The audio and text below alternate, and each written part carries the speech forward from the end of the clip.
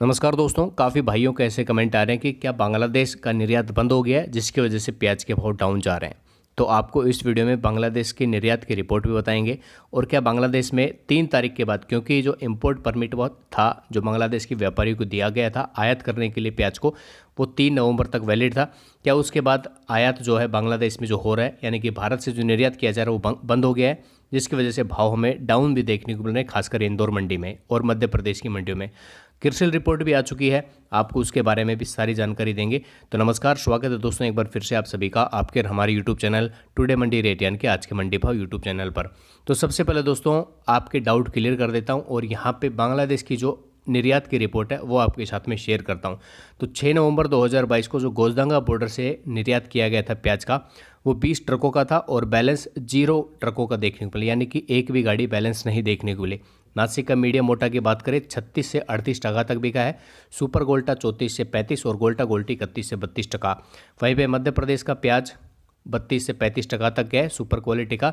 South का प्याज 34 से 36 टका और बिहार पटना का प्याज जो है 32.5 यानी कि 32 से 35 टका के आसपास उसका भी एक्सपोर्ट देखने को मिला।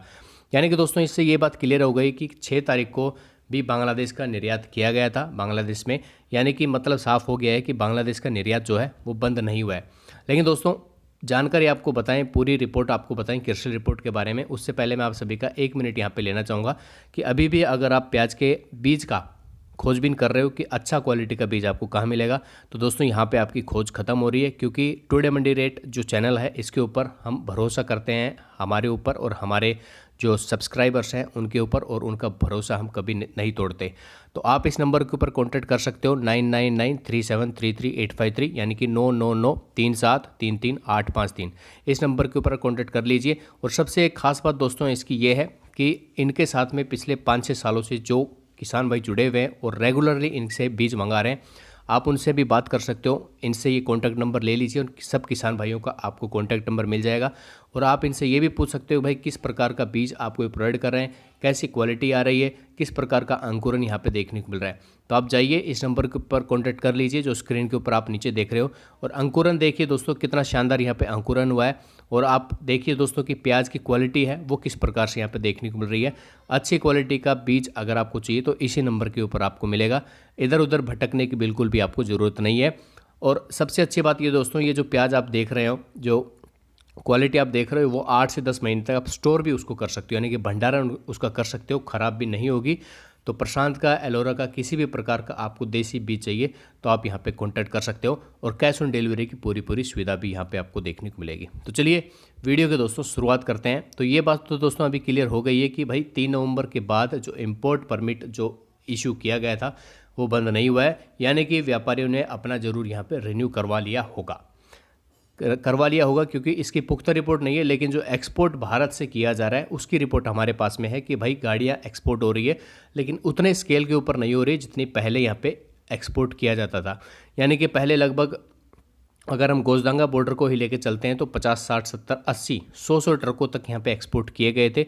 और कुल मिला के अगर हम बात करें तो 200 ट्रकों के आसपास भी एक्सपोर्ट यहाँ पे किया गया है, 150 से 200 आम बात है वहाँ पे।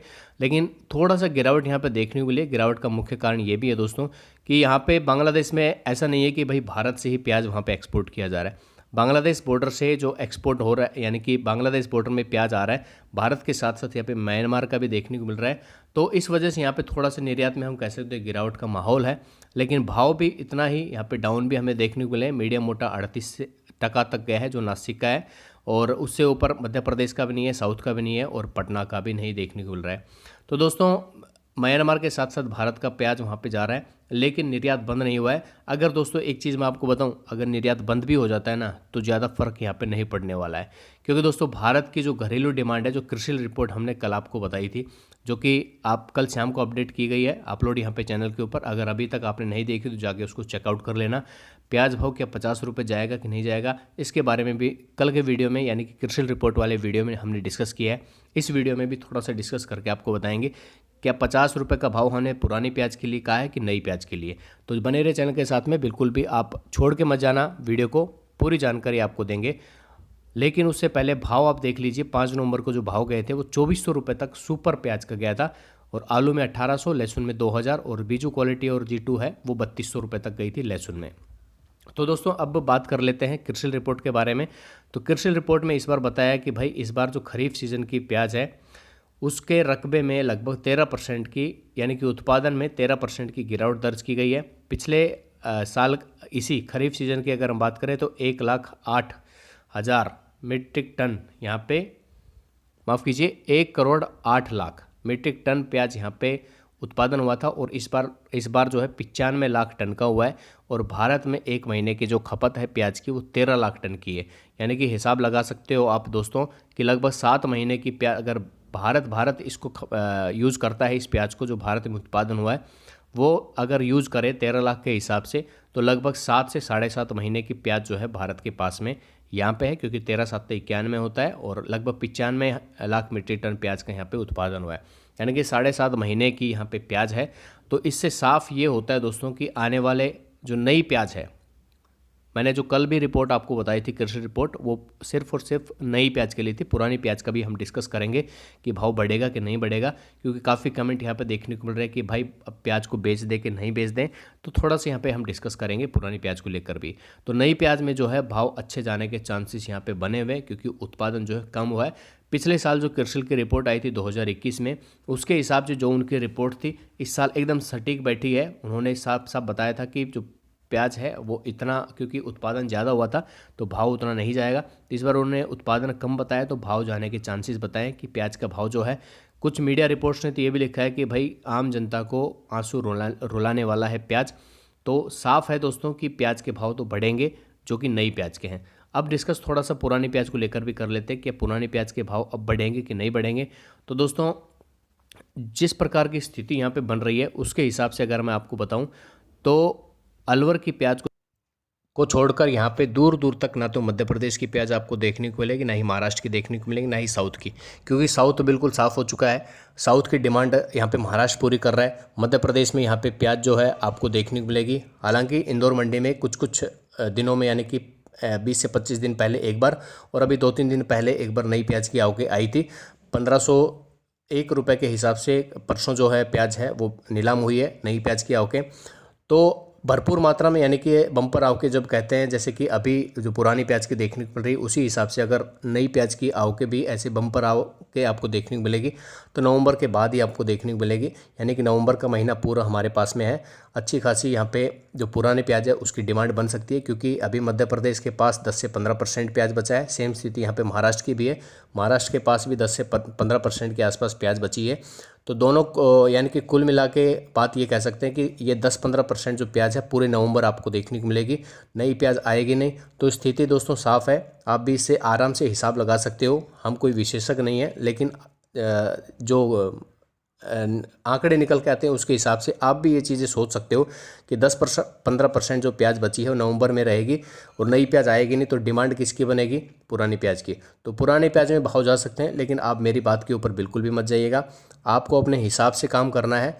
आपको जब भी लगे कि हाँ तेज़ी बन रही है तो प्याज को निकाल दीजिए, क्योंकि दोस्तों किसी भी चीज़ का कोई रहता नहीं है। अब हो सकता है कि गवर्नमेंट की कुछ पॉलिसीज़ आ जाए, तो जब भी आपको लगे कि तेज़ी बन रही है तो आप निकाल दीजिएगा, क्योंकि ज़्यादा दिन तक होल्ड करने में भी फ़ायदा नहीं है। धीरे धीरे अभी मौसम भी ठंडा हो रहा है, सुबह और शाम के टाइम में ठंड रहती है, ओस भी पड़ रही है, जिसकी वजह से प्याज में उगने की समस्या यहाँ पे उत्पन्न हो रही है। काफ़ी किसान भाई कमेंट भी आ रहे हैं कि भाई प्याज उगनी स्टार्ट हो गई है, निकाले या ना निकाले।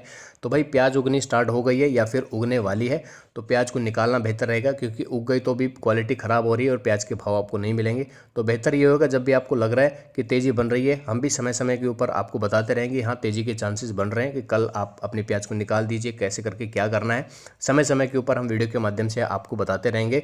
बाकी फाइनल डिसीजन दोस्तों आपका ही होगा, आपको ही डिसाइड करना है कि आपको करना क्या है क्या नहीं करना है। हम जस्ट आपको एक थोड़ा सा यहाँ पे एक लक्ष्य दे सकते हैं या फिर गाइडेंस दे सकते हैं कि हाँ इस प्रकार की स्थिति यहाँ पे बन रही है।